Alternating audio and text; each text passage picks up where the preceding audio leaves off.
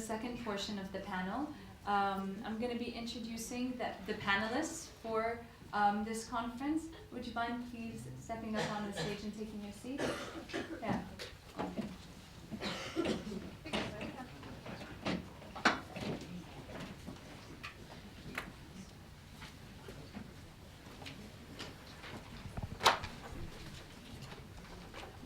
So first, on the far right, we have Mark Bielby. Mark is the chairman and co-founder of Apollo Media. He is also board director of Cavendish International, a business information publisher. Mark's reputation as a media analyst precedes him, and he has been rated Europe's #1 media analyst for 9 years running now by Institutional Investor magazine and Reuters survey. So welcome, Mark. Second, we have Fiona Dent. Fiona Dent is a main board director at IPC Media and is responsible for IPC Connect, which is a division of IPC Media that carries the portfolios of several women's titles like Look, Woman, and the website goodtoknow.co.uk. Since Fiona joined IPC in 1992, she has held several senior marketing and publishing positions across leading titles like Wallpaper and Country Life. So welcome, Fiona. Third, we have Nicholas Brett.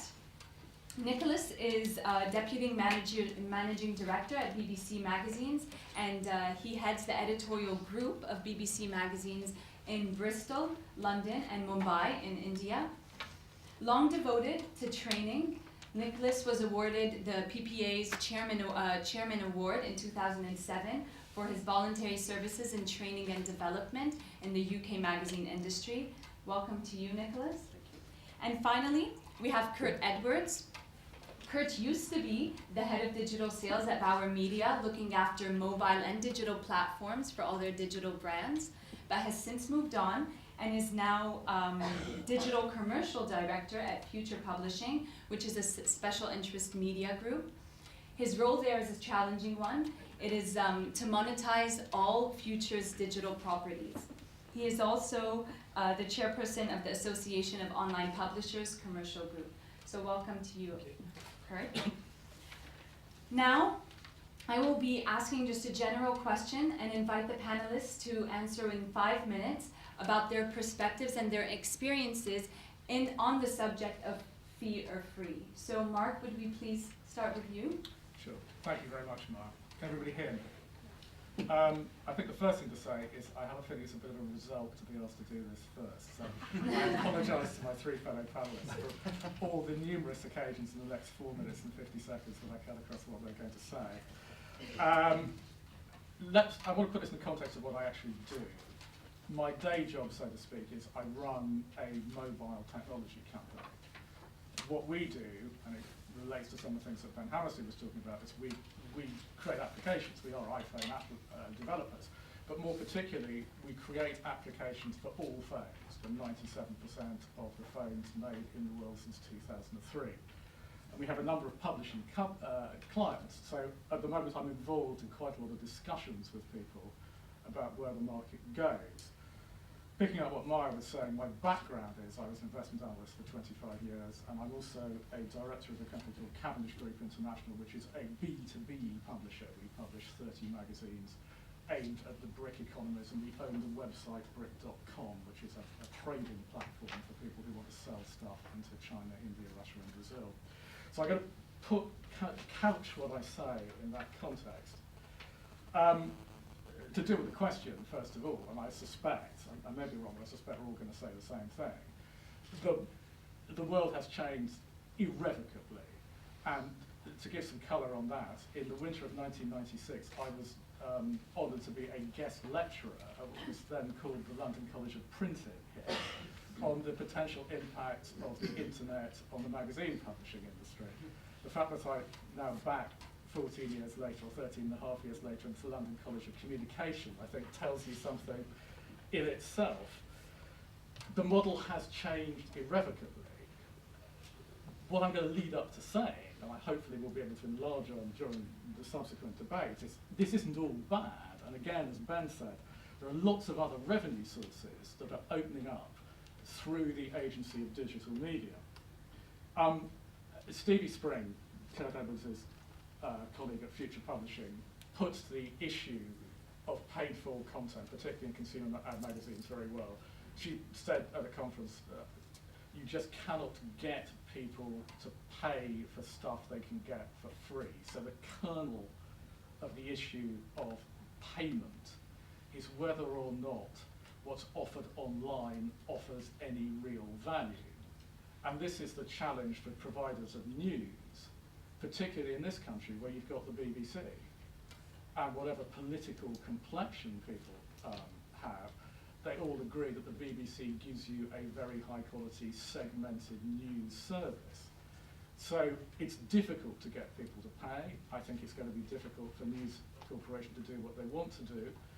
You often find that advocates of pay content delivery talk about FT.com and Wall Street Journal, or WSJ.com.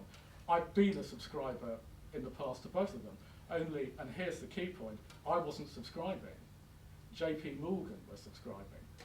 If I had to subscribe, I'd love to read it every day, you know, I get into the office. If I had to pay for it myself, would I? Which I would do now, not in your life. And the point about the success of FT.com and WSJ.com is they are part of the tools of trade of people who work in the financial industries.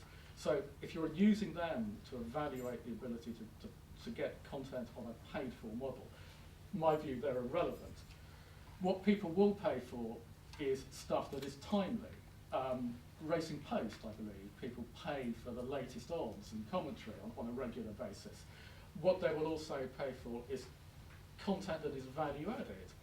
I think, oddly enough, the antediluvian publishing institutions of, like, Spectator, where Andrew Neil's been quite aggressive about getting the content paid for. I've actually got a fair chance, you know, if there's a news event on a Tuesday and on the Wednesday there might be some piece of right-wing polemic from Frank Johnson or a Paul Johnson or a Charles Moore, I think actually that the readers of The Spectator, who are a good deal more internet savvy than one might think, might be prepared to pay for that.